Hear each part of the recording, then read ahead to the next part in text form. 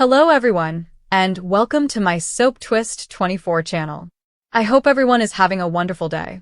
Before we begin, please hit the subscribe button and give this video a thumbs up. As the episode opens, the Forrester estate is lavishly decorated. Before Donna comes, Eric looks at a garment bag with a smile in his eye. That sly dog has something up his sleeves. After the holiday-themed opening titles, see below, Carter and Daphne arrive at the mansion and welcome their hosts. Ridge and Brooke are the next to arrive. Lots of greetings and air kisses. Ridge and Eric bond during a private time. Ridge and Eric put their prior squabbles behind them and embrace. "There's nowhere I'd rather be than here," Ridge tells his father. Meanwhile, Daphne has prudently accepted Donna's offer to prepare her a drink. She'll need it, because this is going to be a small gathering. No Thomas, RJ, Zend, Bridget, Thorne. After a commercial break, Donna calls Pam to thank her for delivering lemon bars. Across the room, Carter and Daphne are kissing. "Excuse me," Ridge tells Brooke. "I gotta go make fun of my friend." And he does, taunting Carter about leading Daphne straight to the mistletoe. Brooke and Steffi bury the hatchet. Finn and Steffi enter next, followed by Kelly and Hayes. Brooke claims they went to the mission in order to carry on the tradition established by the late, great Queen Bee Stephanie. Steffi and Brooke embrace heartily in response to the event. Christmas miracle? In another private conversation, Eric requests that Ridge review a new design. Despite his father's urgency, Ridge answers, "Not now. Let's stay in the moment." When everyone returns, Eric gives a great toast. "Damn it, now I want eggnog." Later, Ridge admits that he was concerned about Eric when he saw him at work. But the elder man shrugs it aside. Steffi counts her blessings. Now it's Steffi's turn to speak. She's grateful to be among all of them. "Please don't tell Taylor that." The kids then give lovely little speeches. Finn speaks up, saying they are extremely fortunate to have such a happy, healthy family. Oh, geez, everyone gets a speech. Daphne comes next, and she comments that after expecting a peaceful Christmas away from home, she feels really welcomed. Carter then mentions that he's on the upswing, in a variety of ways. Wink, wink at Daphne. Carter also acknowledges his brother Ridge, and expresses gratitude to Eric for having him. "I am thrilled to have found my way back to Ridge," Brooke adds, as if we, and everyone else don't realize it. "My Christmas wish for all of you is to experience the depth of love I feel. It's rich." Before everything is said and done, Eric promises more surprises. What isn't surprising, Ridge shouts, is that everyone looks at Eric with love and respect. The Forrester father is the glue that holds everyone together. So, here's to you, Eric the Glue Forrester. Eric takes on a new role, Santa. In the episode's last moments, Ridge wonders where Eric is. Suddenly, jingle bells ring, and Eric and Donna appear as Santa and Mrs. Claus for the children. Kelly and Hayes wrote Kris Kringle that they didn't need any gifts, but they received some nevertheless. The episode begins with a present unwrapping montage, followed by Steffi and Finn playing mistletoe and Christmas-themed cornhole. Finally, Carter claims Eric asked him to perform a special Bible reading to remind everyone of the reason for the season. Eric has accepted retirement as things settle down. Eric discloses to Ridge that his Santa costume was his own creation. "I don't think that I have to keep leading the charge into each new Forrester line," Eric assures Ridge. "I'm going to be okay," Ridge responds, which is the nicest gift he could receive. "One more speech," Eric says. This was the nicest Christmas Eve ever. He encourages everyone to praise God every day for the blessings they have. Ridge shares that emotion. Eric believes that they should keep the spirit of Christmas alive all year. Or, at least until the February sweepstakes. The gang comes together for a joyful rendition of Jingle Bells. The cast and crew wish us good holidays, and that concludes the Christmas Eve show. On this cold Christmas morning in 2025, the family gathered in the Grand Forrester estate, decorated with dazzling lights and the aroma of fresh pine from the towering Christmas tree. Eric Forrester, the patriarch whose hands had drawn numerous classic garments that defined centuries of design, sat in his favorite armchair next to the fireplace. Despite recent health issues and his son Ridge's forced retirement, his eyes shone with a blend of determination and subdued enthusiasm. The room was alive with the soft conversation of loved ones. Ridge and Brooke sharing affectionate glances, Steffi snuggling close to Finn with their children playing nearby, Donna hovering protectively by Eric's side, and others from the extended family filling the area with holiday pleasure. Eric cleared his throat, catching everyone's attention. He had been struggling for several weeks, the hole left by leaving Forrester Creations nagging at him like an unfinished design. Ridge's well-intentioned but firm decision had removed him from daily control of the corporation he started, an empire based on passion and accuracy. Retirement felt like a sentence, a black cloud overshadowing the joy of family gatherings. However, on Christmas, everything changed.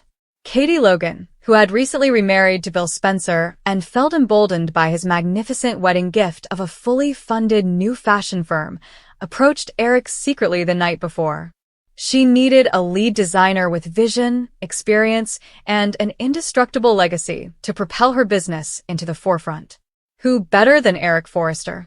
"I have an announcement," Eric said, his voice firm and pleasant, reflecting the authority that had ruled boardrooms for decades.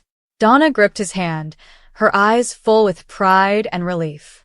"I've accepted a new role. Katie has offered me the position of head designer at her new fashion house.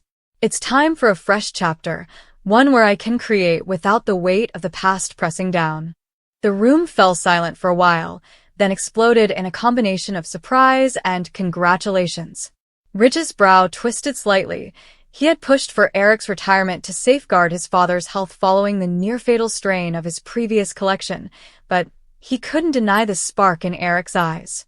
Brooke, ever the link between the Forrester and Logan families, smiled warmly, her heart bursting at the prospect of Eric thriving again. Steffi, who had long considered Brooke a competition in both personal and professional areas, had an unexpected surge of emotion. Years of stress, struggles over men like Ridge, clashes in the office, protective walls built around family loyalties, all of it felt insignificant in this moment of regeneration. The talk moved effortlessly as Eric described how Katie's house would include strong, inventive lines that complemented rather than immediately clashed with Forrester Creations. He discussed working with new talent, possibly snagging a few loyalists who believed in his vision, and coaching the next generation in a less stressful environment. Donna beamingly recounted how Eric had spent restless nights sketching ideas, his enthusiasm renewed by the opportunity. "This isn't retirement," Eric said, chuckling. "This is evolution." Steffi looked across the room at Brooke, who was clearly happy. For so long, their relationships had been fraught with underlying tension. Steffi's fervent preservation of her grandmother Stephanie's legacy, her disdain of Brooke's involvement with Ridge and Eric himself, and the ongoing tug-of-war over control at Forrester. Brooke was the outsider who became an insider, the woman who married into the family several times, bore Forrester children, and helped shape the company's future with lines like the bedroom collection. Steffi had opposed her at every opportunity, particularly during power conflicts, seeing her as a threat to the pure Forrester bloodline. But tonight, as Brooke's eyes misted over and Eric spoke of his delight, Steffi sensed something change. The forced retirement had greatly upset Eric, and Ridge's decision, while taken with love, had sent ripples of anguish throughout the family. With this new opportunity, Eric was rediscovering his purpose. And, despite their history, Brooke had been one of the first to provide support during family discussions, asking Ridge to reevaluate his position without escalating the argument. Later, while the family exchanged gifts under the tree, Steffi found herself alone in the kitchen with Brooke, pouring eggnog. The air was rich with the scent of cinnamon and roasted chestnuts. "Brooke," Steffi began, her voice softer than usual, devoid of the biting edge it sometimes possessed. Brooke turned in astonishment at the straight address. "I know we've had our differences, more than differences, really. Fights that went on for years. About Dad, about the company, about everything." Brooke nodded, setting down the ladle, her gaze open and guarded. "We have, Steffi. And I've never blamed you for protecting your family. I know how much the Forresters mean to you. Steffi took a long breath and looked into the living room, where laughing rang. Seeing Granddad like this, alive again, excited, it makes me realize how petty some of our battles have been. You've always cared about him, even when we clashed. And today, with this new role for him, it's like a gift to all of us. I don't want to hold on to the old grudges anymore. Let's let bygones be bygones. For Eric's sake, for the family's.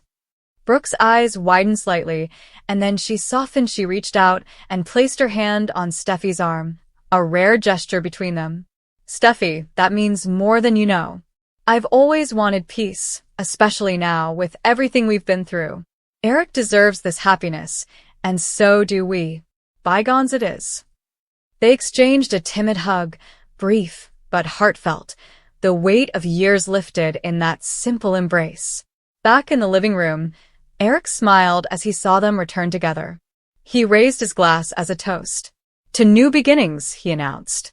And to family flawed, fierce, but forever. The afternoon was filled with stories spoken around the fire. Eric reminisced about the early days of Forrester Creations, how he and Stephanie built it from the ground up, the risks they took, and the successes they celebrated. He praised Brooke's efforts throughout the years, including the belief formula, which transformed their relationship, the bedroom line, which highlighted sensuality, and her unwavering support amid crises. Steffi listened closely, expressing for the first time aloud how Brooke's inventions had kept the company going during difficult times. Ridge, sensing a shift, drew Brooke closer, happy for the harmony. Finn, the constant presence, encouraged Steffi, whispering how proud he was of her development. The children, oblivious to the deeper currents, played with new toys, their joy contagious. As the evening came, Katie arrived with Bill and Will, bringing more gifts and reports on the new fashion firm. They discussed preliminary plans for naming it something exquisite yet bold, such as Logan Legacy Designs or Spencer Couture. Eric's job would be central: lead designer, creative director, and mentor. He would have complete freedom, without boardroom politics dictating his vision. Katie, as CEO, promised a collaborative environment based on her experiences at Forrester, but without the familial baggage. Steffi, in an unexpected gesture, extended congratulations without hesitation. If Granddad's happy, that's what matters. And who knows, maybe some cross-pollination down the line. Brooke laughed, the sound light and loose. The old rivalries, allegations of opportunism, and defenders of legacy receded into the background. Dinner was a feast. Eric cut the turkey, Donna and Pam cooked the sides with affection, and the desserts melted in your mouth. Toasts flowed to health, love, and second chances. Eric spoke movingly on acceptance, how this new role was an advancement, an opportunity to design solely for joy. I've spent decades proving myself, he told me. Now I create for the love of it, Steffi said, raising her glass to Brooke particularly. To the women who keep this family strong, you've been part of that strength, Brooke, whether we admitted it or not. Brooke flushed, moved, and reciprocated the emotion. And to Steffi, for her fierce heart. We've both fought for what we believe in. Now it's time to fight together. As the night deepened, snow began to fall outside the windows, an uncommon Los Angeles treat. Eric retired early, exhausted but satisfied, with Donna by his side. In his room, he took out a new sketchpad, ideas already flowing for his debut collection under the new label, Timeless Elegance with a Modern Edge, inspired by resilience. Downstairs, Steffi and Brooke lingered by the tree, enjoying the ornaments, some from Steffi's childhood, others added by Brooke over time. They spoke frankly for the first time in years about parenting, bereavement, and the complications of loving the same man in different ways. There are no barbs or defenses, only comprehension. This could be a real turning point, Steffi reflected. For all of us. Brooke concurred. Eric accepting this role, it's healed something in him. And maybe in us too. As the family left into the night, hugs shared without hesitation, the Forrester-Logan schism felt bridged. Not erased, history cannot be undone, but forgiven. bygones are genuinely bygone. In the following weeks, the new fashion house began to take shape. Eric jumped in with vigor, his health improving on purpose. Sketches piled up, flowing gowns evoking classic glamour, fitted outfits with creative twists, and accessories that told stories. Katie handled the business side brilliantly, collecting investors beyond Bill, exploring locations, and assembling a team. Steffi stopped into the new studio one day, bringing coffee and curiosity. She and Brooke met coincidentally while visiting the space with Eric. Laughter echoed as they brainstormed, Steffi's commercial eye matching Brooke's flair for sensuality, and Eric's wisdom connecting everything together. Old tensions flared briefly in humor, then dissipated. Forrester Creations remained strong under Ridge and Steffi, but the competition energized everyone. Friendly rivalry, not a bitter feud. Eric's collections received widespread recognition, demonstrating that age was no barrier to genius. Steffi and Brooke's reconciliation became stronger during the ordeal. Joint family occasions grew more welcoming, and counsel was sought across lines.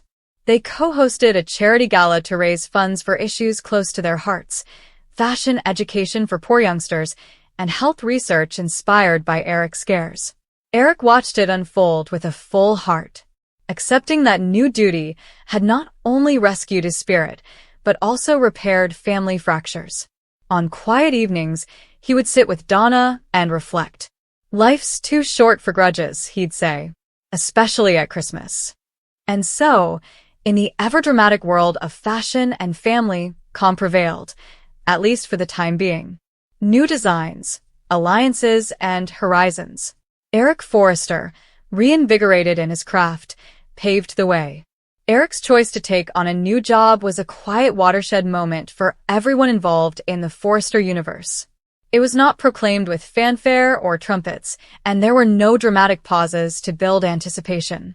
Instead, it unfolded in the same way that many significant changes do in life, through meditation, acceptance, and a readiness to see that time, while unrelenting, can also be gracious. Eric had spent decades establishing himself through leadership, power, and creative dominance. The fashion house carried his name, vision, and legacy. Even icons of periods when they must determine if clinging on benefits the future or simply preserves the past. Eric's decision to accept a new post was less about stepping aside than about moving differently. He was not going away, shrinking, or giving up his influence. Instead, he was redefining it. Experience had taught him that true leadership often required trusting others to carry on what he had accomplished. The younger generation had demonstrated its capability, innovation, and resilience. They had made mistakes, undoubtedly, but they had also demonstrated the same passion and devotion that he had when he first started. Accepting a new role enabled Eric to become a mentor and guiding presence rather than a continual decision-maker, and this distinction was more important than he had anticipated. Eric's acceptance of this adjustment allowed for further changes to take root. Some were practical, influencing both daily operations and long-term plans. Others were emotional, bringing up unresolved tensions and buried history. One of the most major emotional swings was Steffi and Brooke's blossoming connection. Their common past was difficult, filled of antagonism, misunderstandings, and unhealed scars. For years, their encounters had been defined by protective impulses and old grievances, with each encounter bearing the weight of everything that had gone wrong previously. Steffi had become accustomed to viewing Brooke through a glass tinged with familial devotion and personal hurt. Ridge's daughter had seen the drama and sadness that seemed to accompany Brooke everywhere she went. Steffi saw Brooke's presence in their lives as a source of instability and misery, a recurring upheaval that threatened the family's fragile balance. Steffi took pleasure in her power and decisiveness, and she frequently believed that harboring resentment was a type of protection, a method to keep herself and her loved ones safe from more harm. Brooke, on the other hand, has her own burdens. She was no stranger to sorrow, and she did not deny her prior faults. Despite her best efforts to grow and adapt, she frequently felt trapped by other people's memories of who she used to be. Brooke desired understanding, the opportunity to be recognized as more than a collection of past mistakes, but as a woman who had learned, changed, and continued to strive for the best. Her past with Steffi was especially traumatic because it seemed to reinforce her belief that some doors, once locked, could never be reopened.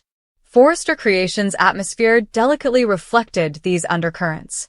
Eric's acceptance of his new role set a tone of reflection and recalibration.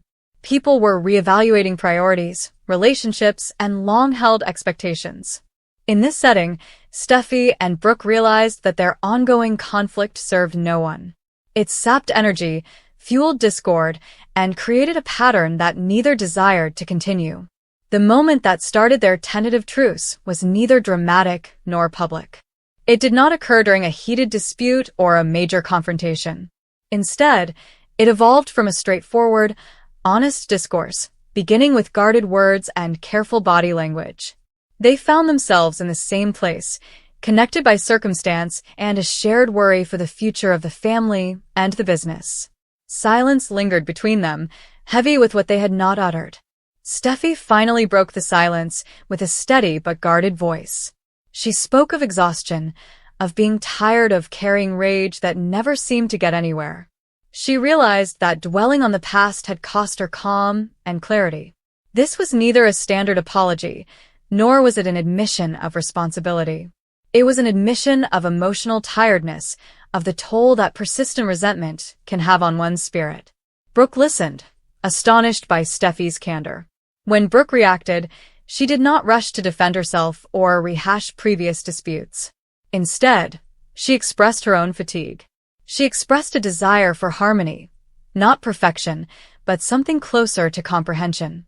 Brooke stated that she had often been judged without being heard, and that while she couldn't change the past, she sincerely wanted to go forward. Her voice was sincere and free of defensiveness. For the first time in a long time, Steffi heard a woman seeking common ground, rather than an enemy. Letting bygones be bygones did not imply forgetting what had happened or pretending the grief did not exist. It means refusing to let those memories govern every interaction. Steffi and Brooke both realized that forgiving was a process that required time and effort. Their choice was less about declaring peace and more about agreeing to a new method of communicating with one another.